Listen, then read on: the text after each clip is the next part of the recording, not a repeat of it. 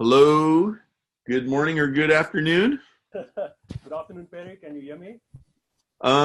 You're a little faint. Okay. Let me get a headset here. I'm going to leave the room for a minute. I'll be right back. Sure.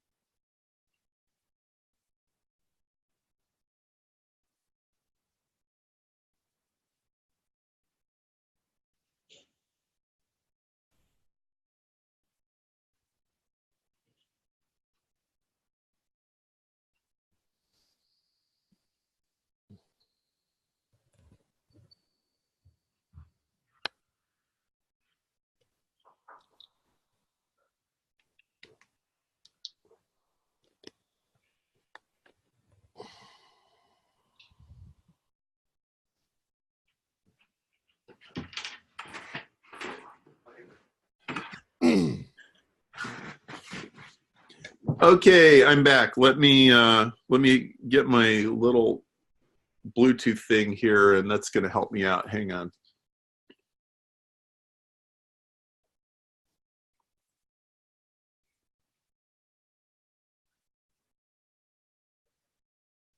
Right. Shall we try again?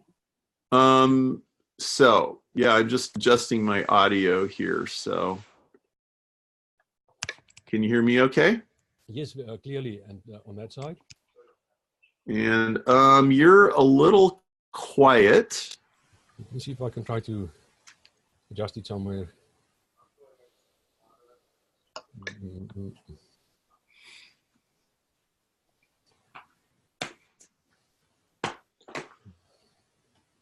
And are you interested in recording this on video as well today?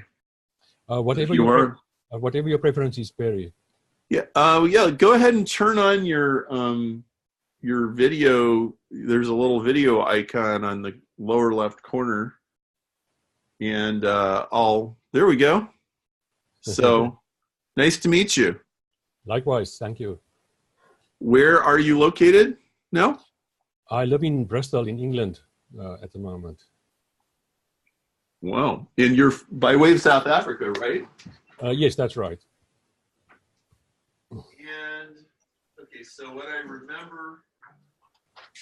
remember about you is that some kind of Orthodox background and a degree in theology. Does that sound right? Originally a Calvinist background, being an Afrikaner. Okay. Fairly strict Calvinist upbringing. Yeah. Followed by many years of searching and wandering outside Christianity through existentialism and some bit of dabbling in Buddhism and the New Age, so-called mysticism, until around 20 years ago when I discovered Orthodoxy. So it's a fairly recent experience for me. Very interesting. Well, you know what? I don't want to kind of spoil the surprises. Shall we just get started here? Yes, certainly. That's great. Well, okay, so here we go. Hello, this is Perry Marshall, and I'm here with Wynand De Beer, who is a South African living in England now, and he's written a very interesting book called From Logos to Bios, which if you see these little blue markers in my book here, I bookmarked a lot of things, and it is a very interesting stir fry of Greek thinking, and it turns out the Greeks had a lot of very valuable ideas, which he explores in this book.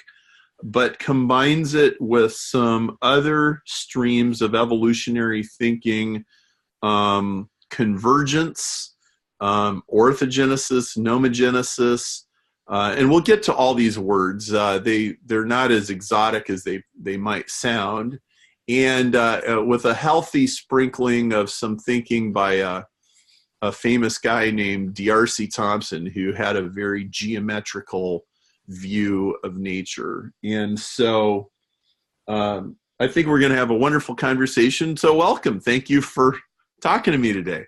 Thank you very much. I look forward to it. So what, this is a lot of work, okay? This is not a trivial undertaking. What motivated you to go so deep? Like, how far back does the story go? What really happened here? I've been interested in organic evolution since my school days, although at that point it was probably more out of rebellion against the Christian teaching on creation than any other reason. The proper exploration of the theory only came much later. So in the book, I've tried to do two things: to use my love for the classical Greek thinking or Hellenic philosophy, and then to integrate it as far as possible with thought on evolution, both the modern theory from Darwin onwards and more traditional views of evolution based on metaphysical understanding. Well, and there's a lot to be said about this. I certainly knew that the Greeks had some pretty sophisticated ideas about causation and geometry and all that kind of stuff, but I didn't really realize the depth of it until I read the first few chapters of your book. Can you give people a sense of what the Greeks really contributed to this conversation? Because I'm not sure that this is obvious to most people, that the Greeks were anywhere near as sophisticated as they were. I think the Greeks managed to combine a profound metaphysical understanding, in other words, of the, shall we say, the invisible and intangible worlds above us and around us, with a keen observation of the natural world or the physical world. And it was Aristotle especially, we managed to integrate those two quite efficiently in works like the physics and the metaphysics and on the heavens and on the soul.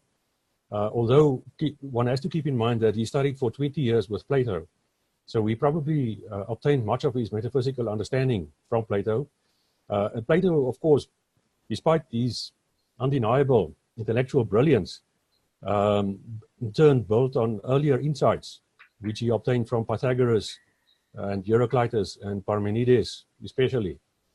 So they had a long-standing, centuries-old tradition of metaphysical thinking, which Aristotle then applied to observations of the physical world, including, very importantly, the living kingdoms. And that's why in his works like The History of Animals, Generation of Animals, Parts of Animals, and so forth, through those writings, Aristotle laid the foundations for the study of biology in the Western world. And then the Neoplatonists further expanded that later on, although they laid more emphasis on the metaphysical side than the physical side, one could say.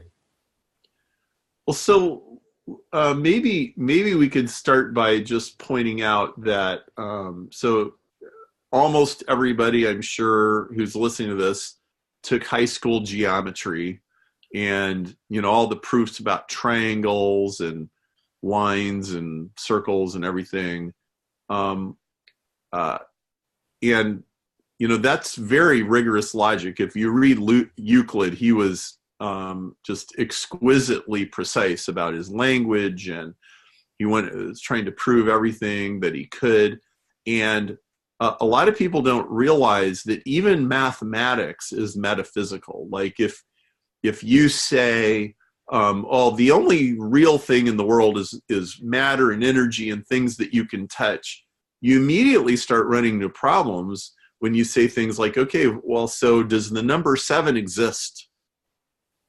And if somebody says no, it's like, well, you sure have an awful lot of sevens in your computer, and you seem to use the number 7 a lot in your daily life. So if it doesn't exist, like, what do you actually mean? You're like, well, it doesn't exist. It's you can't touch it, you can't taste it, you can't feel it, but it's logic. It's like, well, yes, exactly, right? We have things called the laws of logic, and even the laws of logic are metaphysical, right? And so the Greeks got this. They understood, and so they didn't have any hesitation about pushing that out even farther. So can you help us understand what forms of thinking are in Aristotle and Plato and these guys that 2,500 years later we're actually still finding really useful?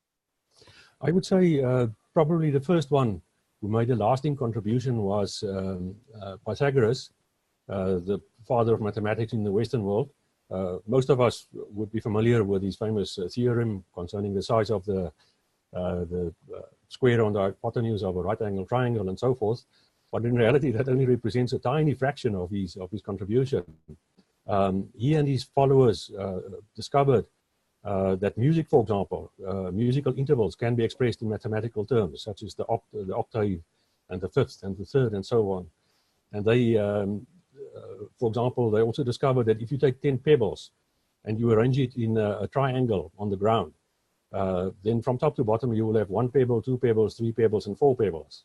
And that gives you also a precise equilateral triangle. And so the number 10 became a number of mystical significance to them, called decad. And they continued building on those insights, expanding it further and further through mathematical reasoning. Then at approximately the same time,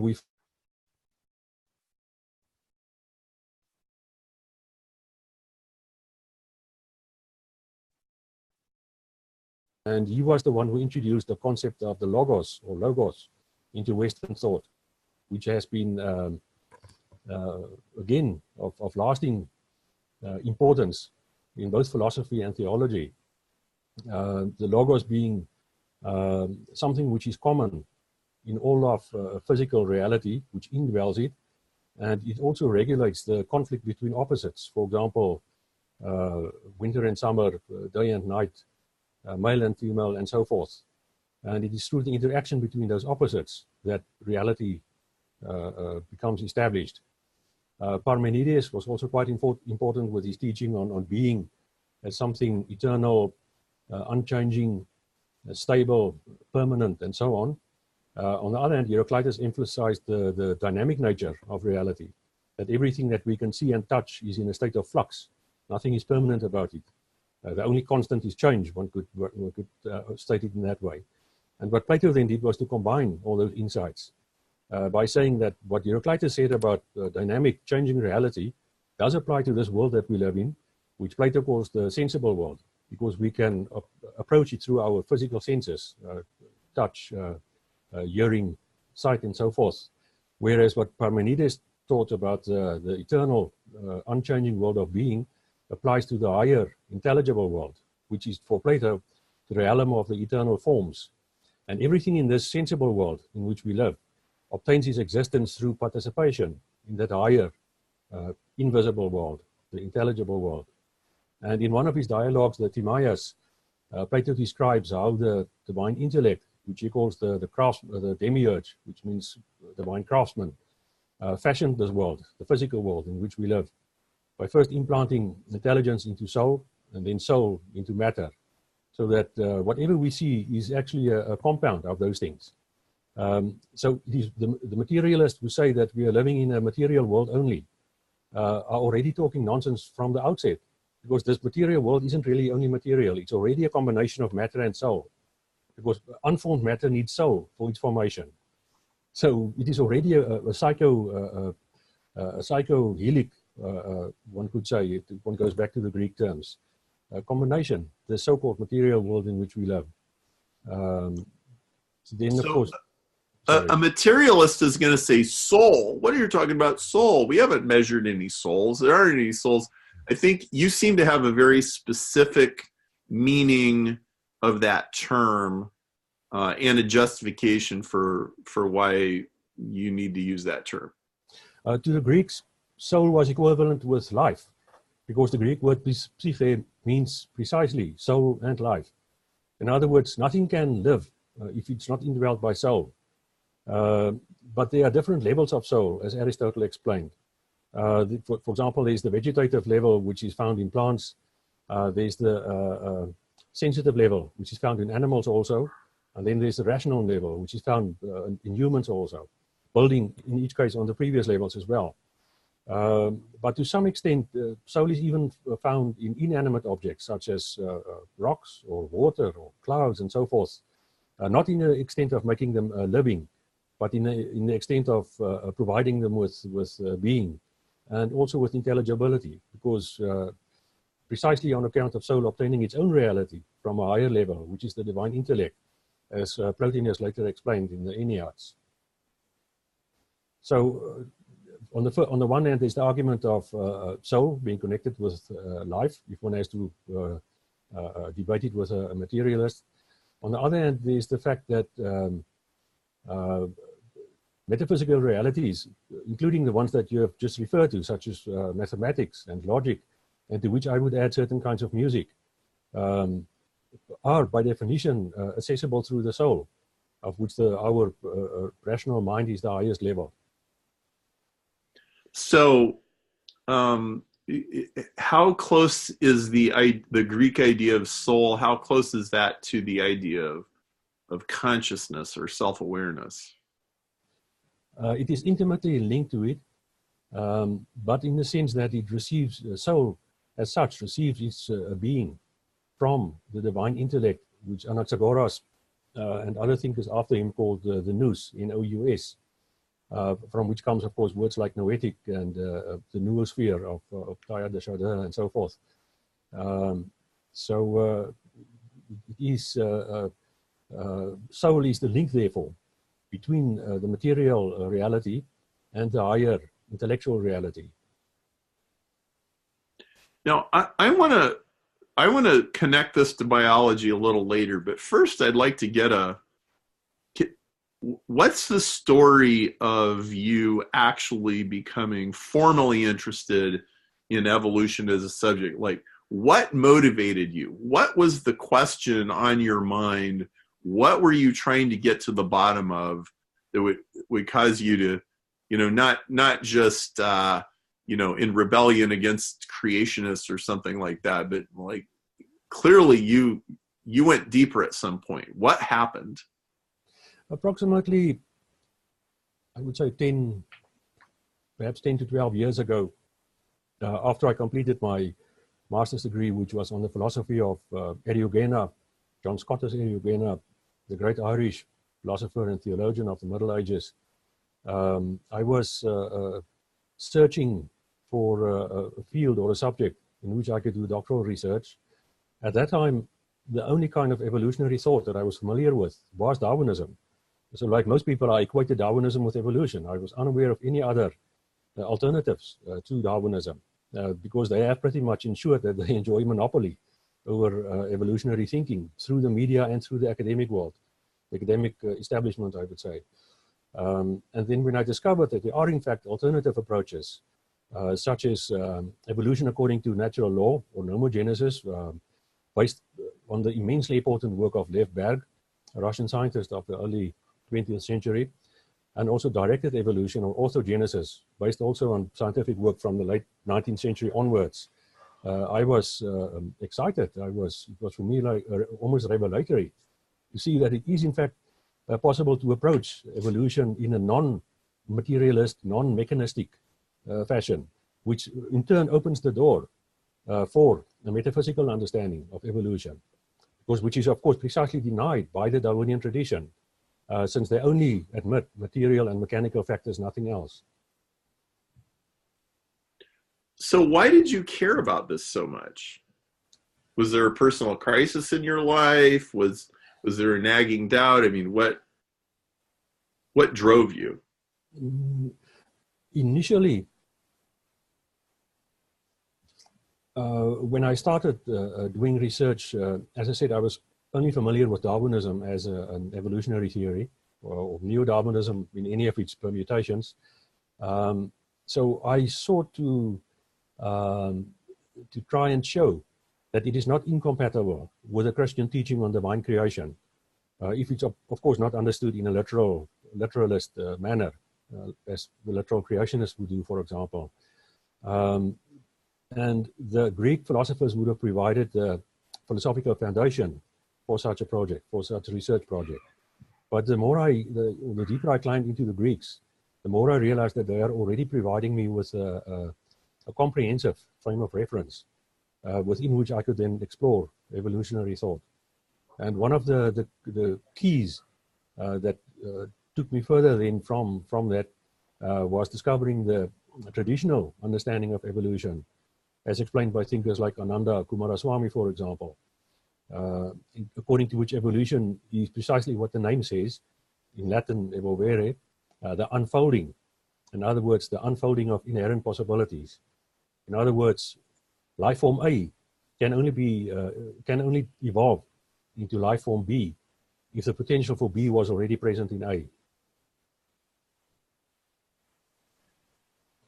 So, how much of this was connected to your ideas about faith and religion? Before we got on, you said you went on a rather long exploration of all kinds of ways of thinking. Can you tell me more about that journey that you went on?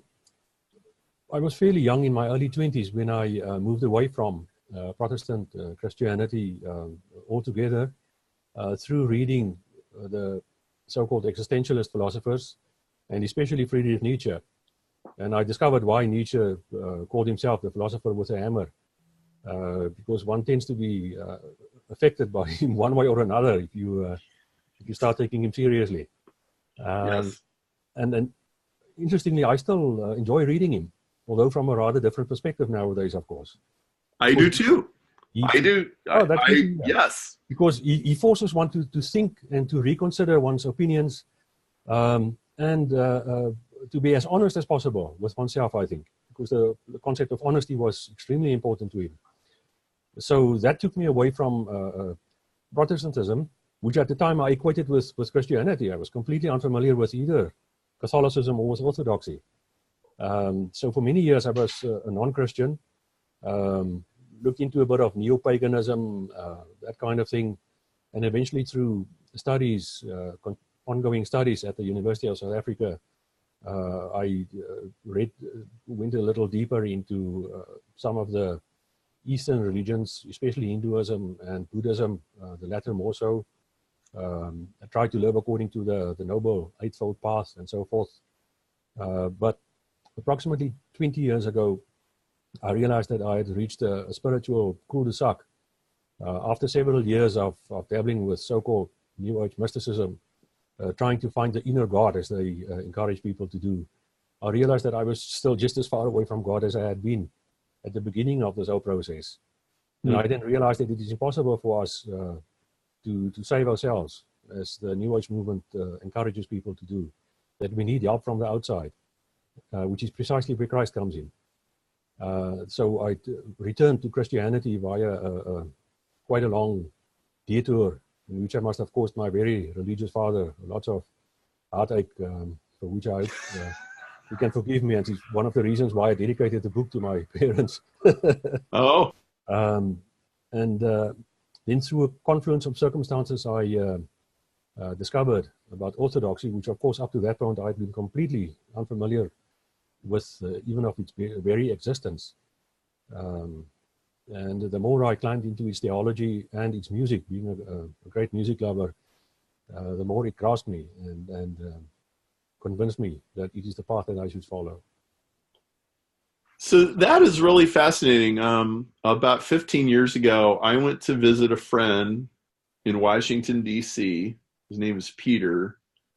And Peter had converted from evangelical Christian to Orthodox. And he had become a part of an Orthodox faith family. And it was this radical change in his thinking. And we sat up 3 nights in a row, I think, and like just talked and talked until the wee hours of the morning. And it was really fascinating. At the time, I didn't hardly know anything about Orthodoxy myself. It's very different from American evangelical Christianity in many ways. And I was just, the thing that drove him to it was that he was part of some denomination and they wanted to ordain him. And he said, well, what does that actually mean? Like, is it just a piece of paper? And he dug and he figured out, yeah, with these guys, it's pretty much just a piece of paper. Like some office just kind of came up with us. And he's like, no, I think I need some more solid grounding than this. What he found with the Orthodox strand was that, if he became a part of this community, he was under a priest or a fatherly person who essentially thought of them as a member of his extended family, and that this person had been mentored by someone who had been mentored by someone, and they could trace this like literally all the way back to Peter. And they knew the names of every single person. He's like, okay, if I'm going to get ordained, I'm going to get ordained into that, because like there's some actual authority there. And so it was quite the fascinating conversation. And he pointed out to me, he says, he made this argument. He said, the Orthodox Church is the original mothership. And I said, okay, I thought the Catholic Church was. He goes, no, they split in 1052 AD, and the Catholic had 2 cities and the Orthodox had 5.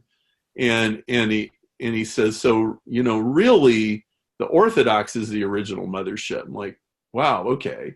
That's pretty interesting. And he says, and see what's happened is, he says, the Protestant Reformation happened, and now schism is in the Protestant DNA. So every time people have a disagreement, they split off and they make Second Baptist Church. And then some of those people disagree and they split off and they make Third Baptist Church. And then they have Fourth Baptist Church. And like, if there's cities in Michigan where you'll find like, Fifth Reformed Church, and Peter said, that's not how it's supposed to work. And so I was always intrigued by that ever since. And so, well, can you explain maybe a few things that this resolved for you, that the Calvinism that you grew up in South Africa wasn't able to address? Yes, one of the very first encounters I had when I started reading Orthodox theology was a statement that clarified something I always had a problem with, namely, how is it possible for our Lord Jesus Christ to be born from a virgin? Because it doesn't make sense in natural terms. And then I read a statement by a theologian who said that the Son of God was born from the Father without a mother outside of time. And he was born from a mother without a father within time. And suddenly I saw the balance. It was a cosmic equation established. Outside of time, within time, mother, father. And I suddenly understood why it had to be that way. To balance that equation, one could almost say. Another thing that has always impressed me is the deep mixture of the rational and the mystical in Orthodoxy. There are some things that appear completely crazy. For example, the phenomenon of fools for Christ, which is popular in both the Greek and the Russian traditions, which doesn't make sense in rational terms. But in mystical terms, it does. Because those people have led countless people, unbelievers, to faith in Christ and things like that. So on the one hand, the Orthodox churches have had intellectual giants like St. Gregory of Nyssa, St. Maximus the Confessor, the author of the Dionysius works, St. John of Damascus and Gregory Palamas, and more recent theologians, especially in the Russian church. On the other hand, they have always insisted that reason can only take us so far. There are realities beyond reason. Say, subsumed under the generic name of the mystical. So there is always that balance of the rational with the mystical. And also, in some other traditions, of course, there's a complete rejection of the rational in favor of faith alone, or so it is claimed. And that again is also wrong, because reason is a God-given gift that we have received. That is something I've absolutely never doubted, and that Plato and his successors have reinforced to me. It's something to be grateful for, and therefore, also that's also the reason why Christians should never fear the natural sciences or be afraid of it, or whatever outcomes might come of it, while keeping in mind at the same time that all the findings of the natural sciences are provisional. Because in 100 or 200 years' time, another finding might completely overrule this finding again, as has happened in biology, astronomy, geology, chemistry, physics, and so forth, and will continue to happen, I believe. Well, I think that it's really impossible to practice science without an entire set of metaphysical constructs. There's a somewhat famous editorial in the New York Times by Paul Davies. It's a famous physicist who's a friend of mine.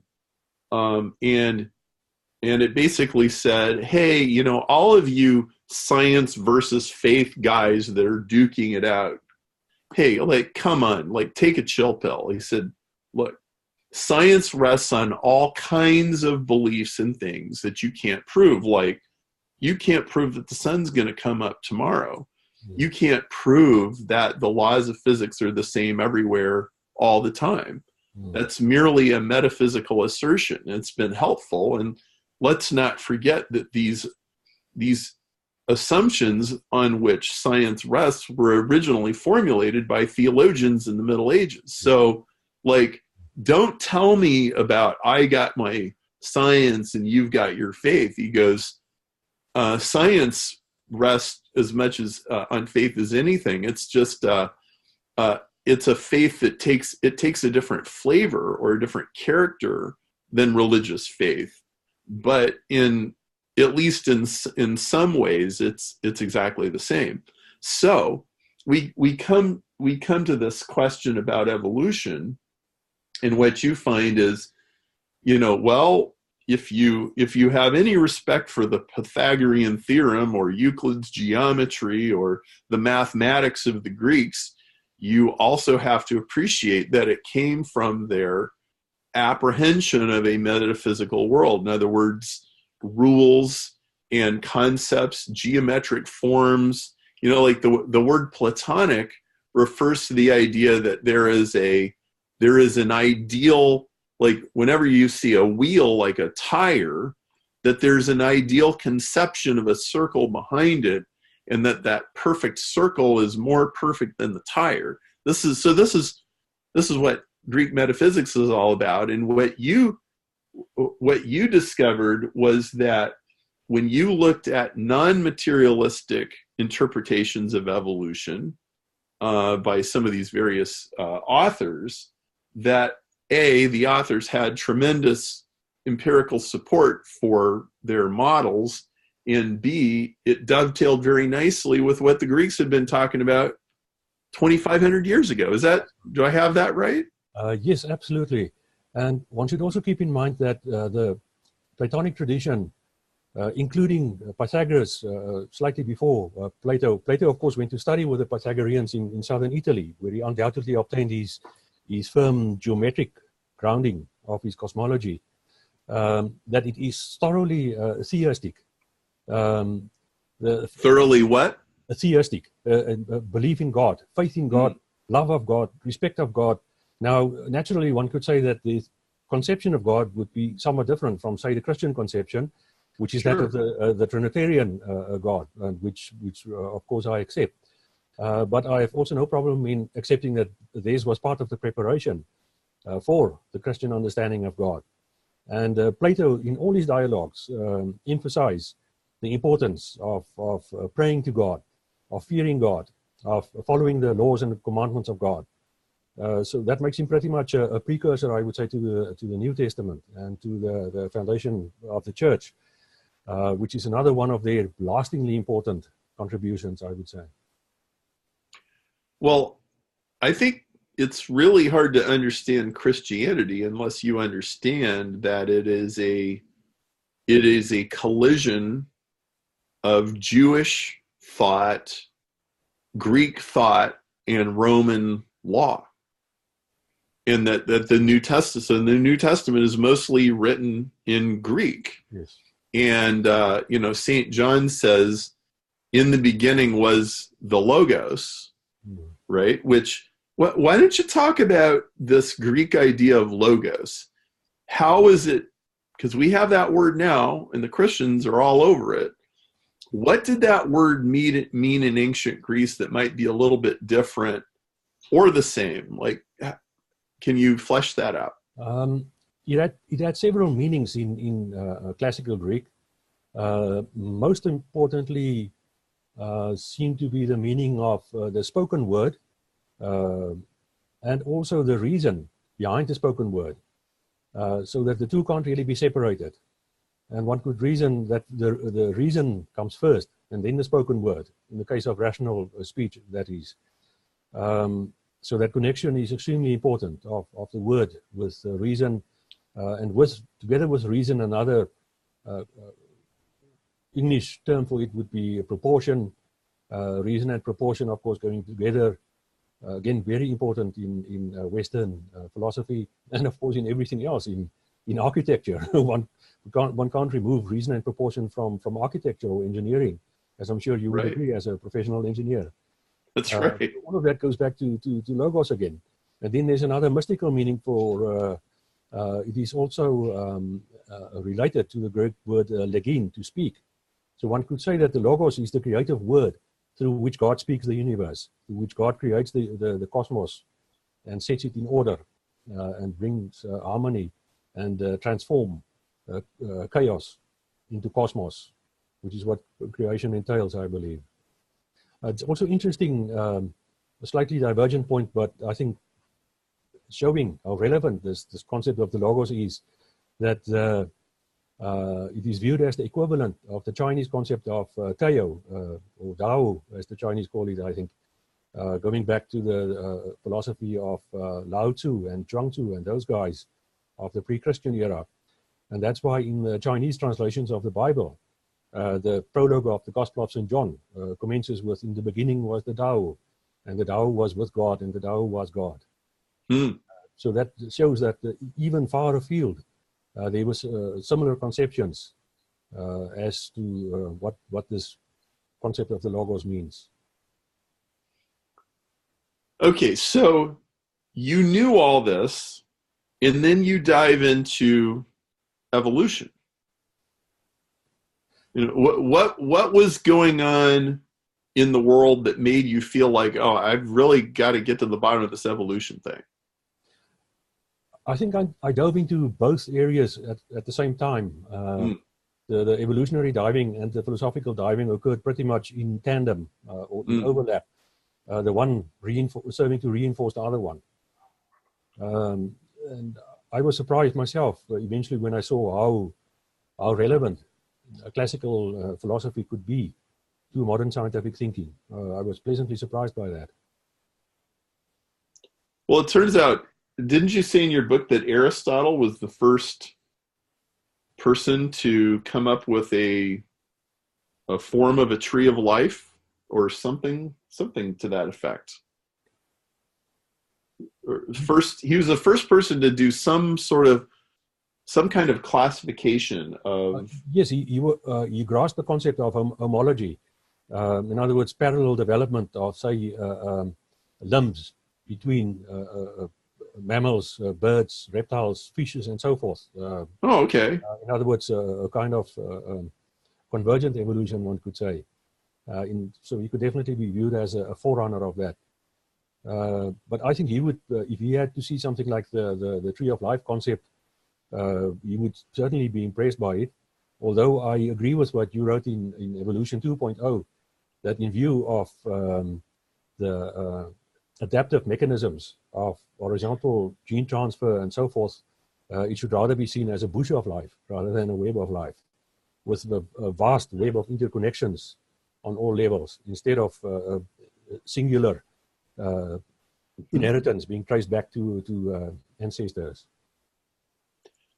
So what was the first thread that you started pulling on? Like, there had to have been some point where you said, oh my goodness, like there's a whole world of alternative thinking about evolution that I had never been exposed to. What did you stumble upon? The first piece that I can recall that I came across was the article by Michael Denton and some of his colleagues at the time working in New Zealand, I think, on the protein folds as an example of Platonic regularity or lawfulness in the biochemical realm.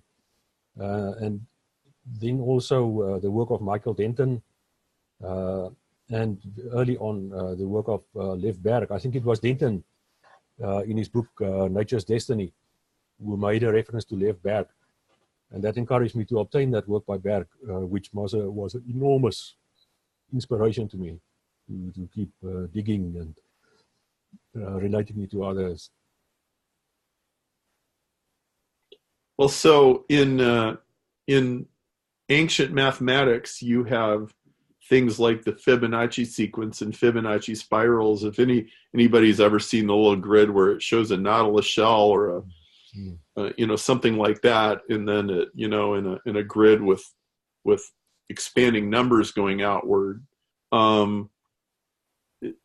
you recognized that these mathematical forms were all over the place in biology, and you've got some really great chapters where you point out that these similar forms, these similarities appear again and again and again and again and again in species that the Darwinian tree of life does not connect together at all. That's right. Can you talk, what were some of the most interesting things that you found that really surprised you? In connection with the Fibonacci sequence, there's the phenomenon of phyllotaxis, or the arrangement of leaves on the stem of a plant, from the Greek words, of course, philos meaning leaf and taxis meaning rank or order, and they occur in numerous instances in those relations of the Fibonacci sequence, the 5, 8, 13, and 17, and so forth, of which several examples are given in the book. And what is interesting is that I think it was Da Vinci who observed that they are not only an instance of mathematical regularity, but they also optimize the access of the plant to dew and sunlight. So there's a functional reason for them as well, which I again see as a brilliant interaction between the metaphysical and the physical. There's a phrase that you use in your book: evolution runs on rails. Could you unpack what you mean by that and what you discovered?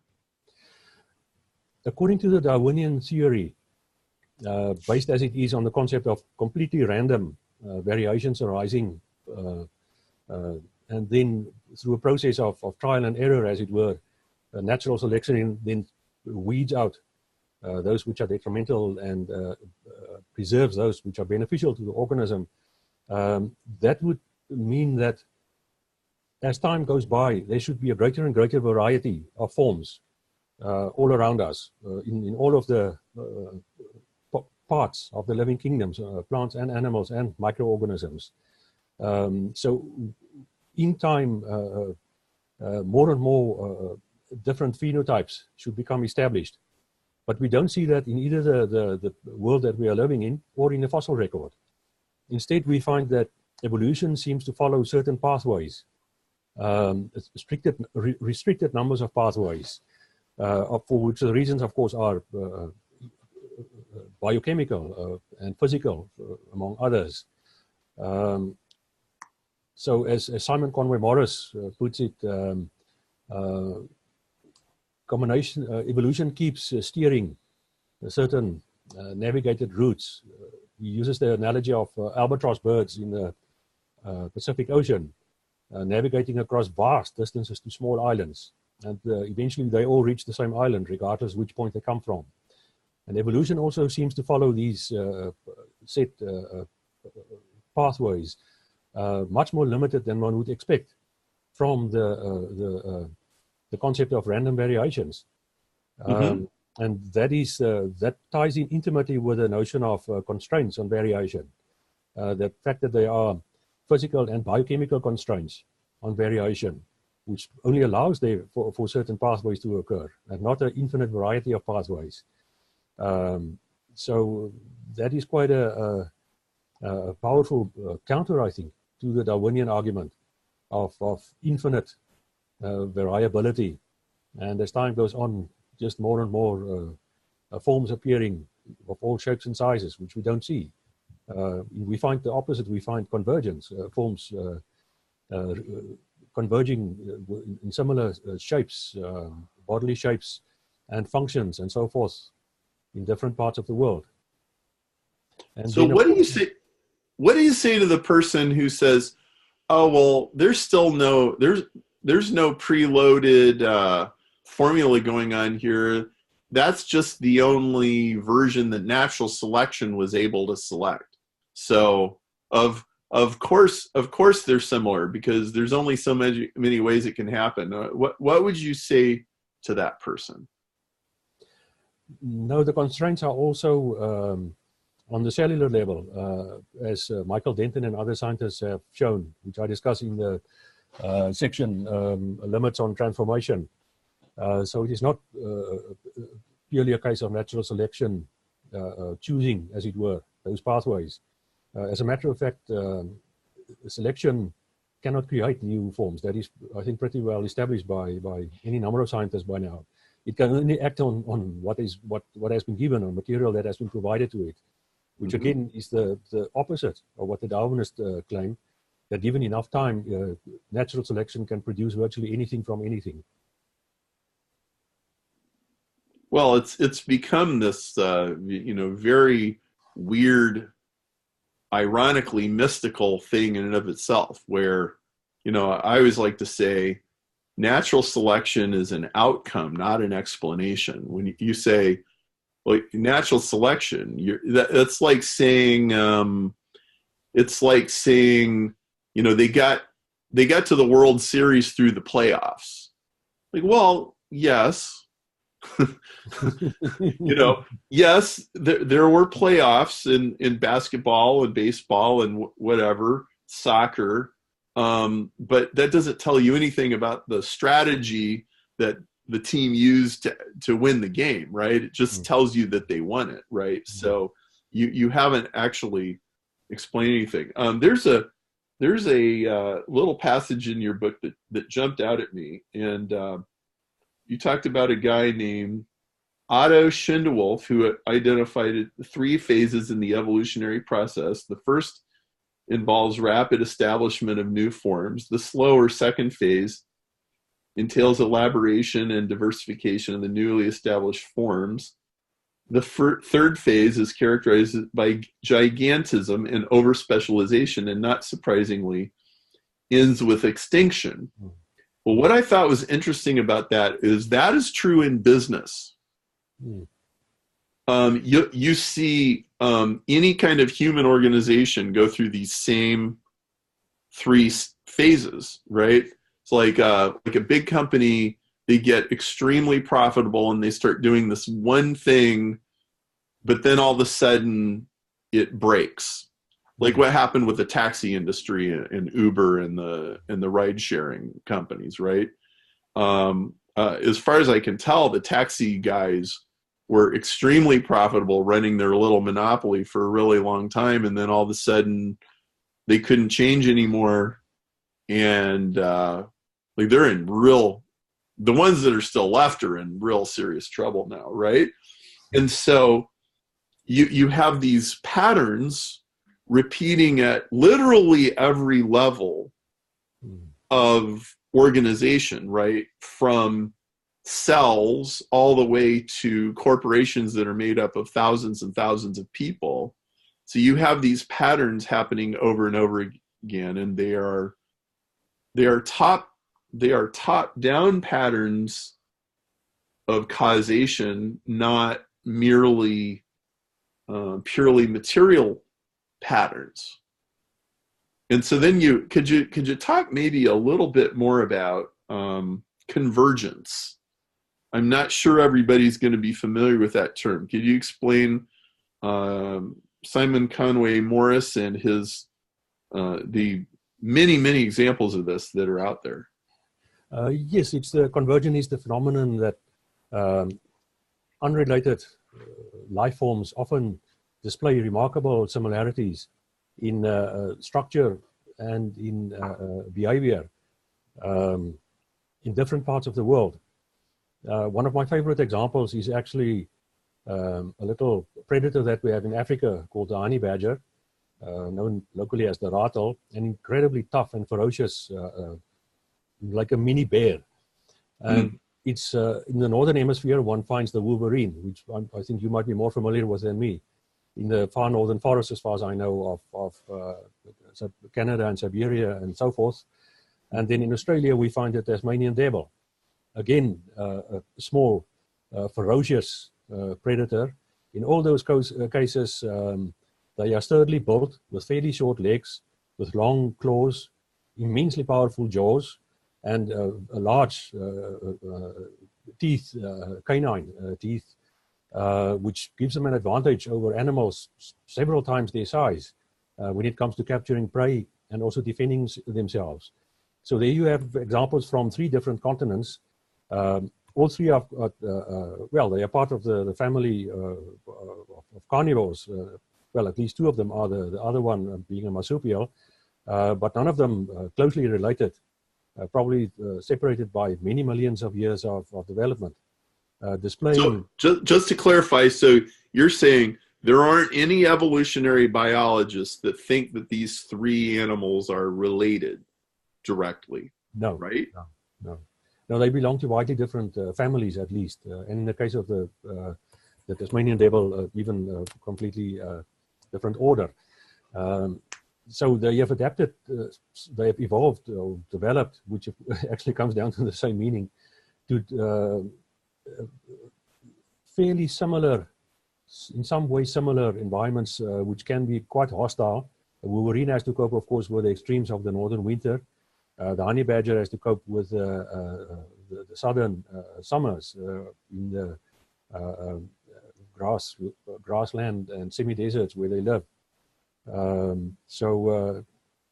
It's, of course, the most famous example is that of the parallels between the marsupial animals in Australia and their placental counterparts in South America and Africa, for example. So in Australia, you have kangaroos and wallabies playing exactly the same ecological role as that played by antelopes in Africa, ranging from very large to very small, being the dominant herbivore in those particular areas.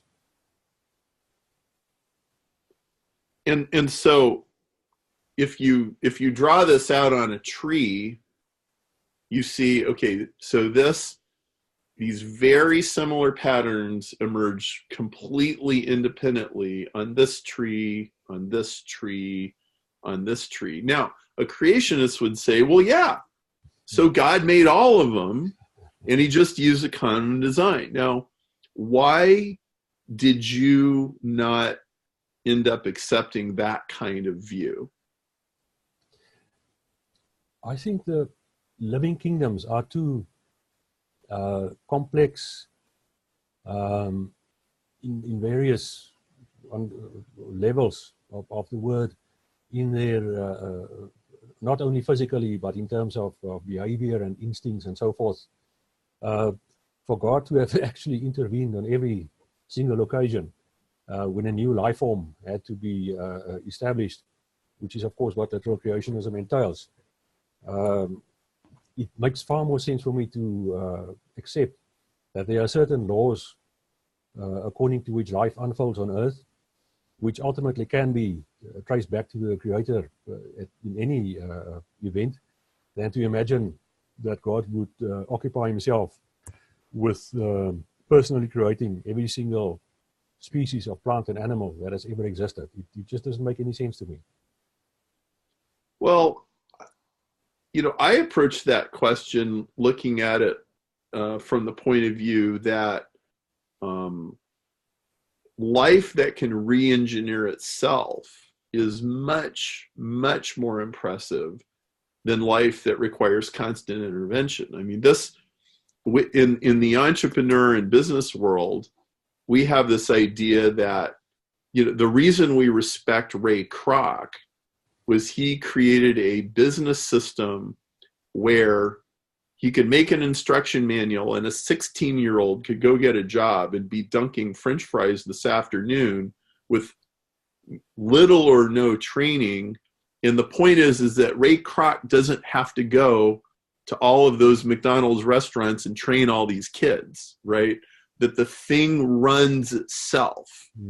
I mean, if you want to sell a company for a lot of money, and I got a lot of friends that do this kind of thing, build a company that will run itself. The more intervention it needs from the genius who created it, the less valuable it is, right? Well, and companies are just an extension of biology. It's how we all feed ourselves, right? It's how we make money so that we can go buy groceries and eat and survive, right? So business is really an extension of biology. I just thought personally it was much more impressive to investigate the mechanisms. So like we have only the crudest idea of how a honey badger and a wolverine and a Tasmanian devil all end up with very similar claws and very similar body structure and all that. Like, sure, we can make up a story about how that happened, but if an engineer was gonna reproduce that, or you're gonna build a model in a computer software, you're actually gonna have it all work itself out. It would require a tremendous level of engineering in order to do that, right? So it won't do to just tell ourselves a story, but there's so much to study here, right? Like there's so much more to learn. So when you get to the end of your book, sorry, Perry, could I just quickly add, please, to continuing the same argument, that if one contended that God created every species of animal and plant and microbe even that has ever existed over the past 3.5 billion years, according to the fossil record, given the fact that around 90% of them have become extinct in the meantime, why on earth would God create life forms only so that they could become extinct again? Surely that doesn't make sense either. Well, exactly, right? And so it also makes more sense to me to understand this as a constantly unfolding process, which of course is what the Greeks were originally talking about. This is the whole idea. Yeah, Thor Heyerdahl of Kon-Tiki fame, the famous explorer, who said that there are two kinds of researcher. Tell me his name, sorry. Thor Heyerdahl, it's Heyerdahl. The man that it was possible, in fact, to sail with fairly primitive boats across the Pacific in early historical times and so forth. And he said that there are two kinds of researchers. There are those who dig deep and unearth material previously unknown. And then there are those who take that unearthed material and relate it to each other. And I've always tried to be the second type. So I don't view myself as an original thinker or anything like that. I try to perhaps make sense out of what other people have already discovered. Yeah, that totally makes sense. Well, I think that's what you've done here, and I think it's great. And I was also, I appreciated the number of references to my work that you had here. That was very encouraging. Yes, I was thrilled when I first came across your book. And my mentor, or rather my promoter for the doctorate, also immediately ordered a copy for himself when I told him about it, which I'm sure he has made known in South Africa in the meantime, because it's again thrown light on quite a wide range of issues. And the fact that it comes from your engineering background, of course, makes it perhaps even the more valuable. Well, I really found just a ton of, it was like there was this whole world of engineering and there was this whole world of biology, and they were hardly talking to each other at all. But if you brought them together, you could connect all of these threads between them, and like, wow, you know, how impoverished the world has been for not knowing about this. Like, and especially now with, we've got gene editing in full force now. Like, I just read yesterday an article, allegedly a Chinese scientist has modified the DNA of baby twins that are now born, right? And the fact that we're rushing pell-mell into artificial intelligence, and we have Siri and Alexa and voice recognition and all this kind of stuff. If we don't tie these fields together, we're going to make some terrible mistakes. Oh, yes, absolutely.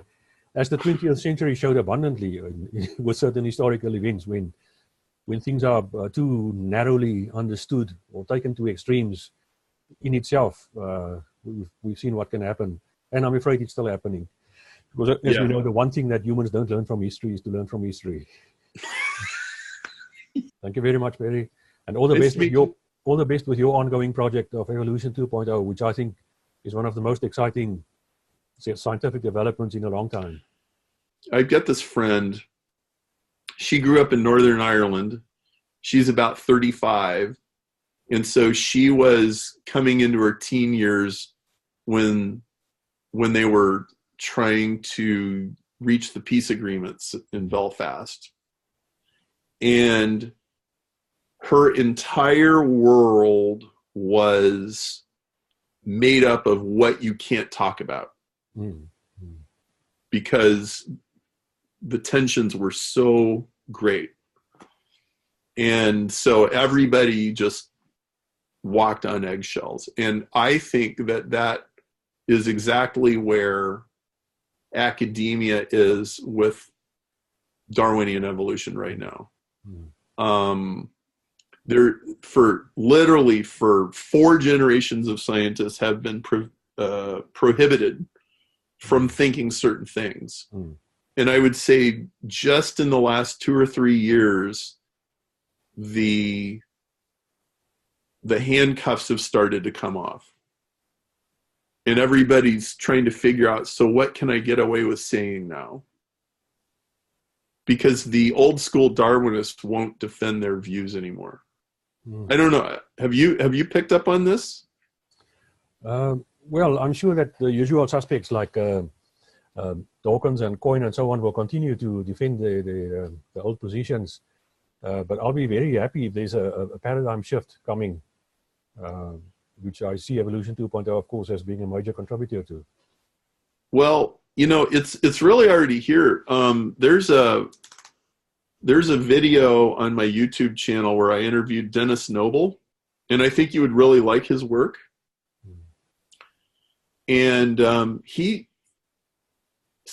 a very respected scientist in the UK. I mean, he has a Commander of the British Empire medal from Queen Elizabeth. And he's a fellow of the Royal Society. And he organized an evolution conference at the Royal Society 2 years ago. And he challenged, he said, hey, all the old neo-Darwinism guys, I'll debate any of you. Come on, let's have a debate. And they won't do it. I know for a fact that they have all turned down invitations by various promoters to debate him. And when I was at the Royal Society meeting 2 years ago, I felt like Forrest Gump, because I had never seen neo-Darwinists backpedaling before, but they were backpedaling there. It was really remarkable. And so it doesn't, like, there hasn't been a big public showdown. And so people assume that neo-Darwinism holds the same place that it always did. But it's really more like the Berlin Wall, where the reason that it came down was the guards had vacated their posts. And probably intentionally. As far as from what I hear. Quite possible. So, anyway, we live in interesting times, man. Yes, on the EES website, one can also see a wide variety of research projects that they're working on. And yes. Material that gets published in respected journals and so forth. So that paradigm shift does seem to be underway. Absolutely. It's high time. It's high time for it, I think. It's high time for such a paradigm shift. It is. It's long overdue. So can you maybe you could just wrap up by explaining the Greek. There's a sentence here. Maybe you can conclude by fleshing this idea out a little bit. A directed progression from non-dimensional numbers through one-dimensional lines and two-dimensional planes into three-dimensional bodies. And then eventually, we're talking about souls. And can you kind of maybe just kind of put a cherry on top of, here's what the Greeks were talking about 2,500 years ago, and here's how we see this under the microscope today? I think it's in the opening chapter on the metaphysical understanding of evolution that I quote a writing by your countryman, James Katzinger, in terms of which the evolutionary process could be understood as God manifesting himself or itself through the mechanisms of heredity and so forth, also using the point, the mathematical or geometrical point, the starting position, the point then unfolding, one could say, into the line into the plane into the three-dimensional body. And then when our life becomes added to it, first in the form of plants, but being attached to one place, it's not possible for sensation to take root, and therefore animal life had to develop, culminating in the human form, which includes all of those plus the capacity for reason. And I find that quite an elegant explanation of the classical Pythagorean and Platonic cosmology combined with evolutionary processes. Well, I like your use of the word elegant, because I think it is elegant. And what I think you've done here is you've tied together multiple separate streams of thought into a cohesive view that really I thought was quite interesting. Because again, you started with the Greeks, but then you started talking about numerous other biologists who brought non-traditional views of evolution and made their cases extremely well, and pointed out problems that to date still nobody's solved within the Darwinian paradigm. But I think this metaphysical view of nature as running on a set of divinely prescribed laws is much closer to the truth. So I really enjoyed your book, and I want to recommend it. It's called From Logos to Bios by Wynand De Beer. You can buy it on Amazon or order it from one of your local booksellers. And it's very well written, and it ties some very complex ideas together with very understandable language. It's very accessible. So good job. Thank you.